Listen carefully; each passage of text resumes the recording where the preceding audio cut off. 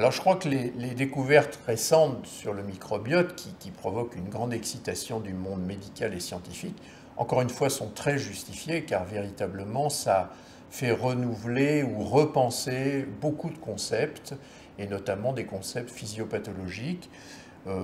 Ça serait trop long de les énumérer bien sûr tous, mais on peut dire notamment à Nantes, nous sommes particulièrement sensibilisés à la défense de la barrière épithéliale, notamment grâce aux travaux de recherche menés dans l'équipe de Michel Lundlist et autour de ce qu'on appelle maintenant l'unité neuroglio-épithéliale qui s'intéresse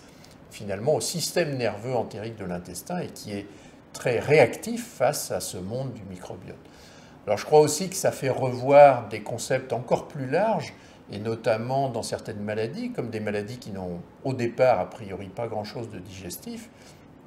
Et on sait par exemple que dans la maladie de Parkinson, il y a déjà des hypothèses qui font repenser par le microbiote le mécanisme pathogénique de cette maladie. Par exemple, pour juste illustrer ça, on sait qu'il y a moins de maladies de Parkinson chez les fumeurs et on se demande si le fait d'avoir une intoxication tabagique ou au moins une consommation tabagique n'influe pas le microbiote, et on sait qu'il peut jouer sur ce microbiote, et de ce fait-là, moduler effectivement le risque de développer une maladie de Parkinson. Et il y a des éléments épidémiologiques très intéressants qui le montrent, et donc c'est juste un exemple, mais pour montrer que véritablement, ça peut faire revoir beaucoup de concepts physiopathologiques.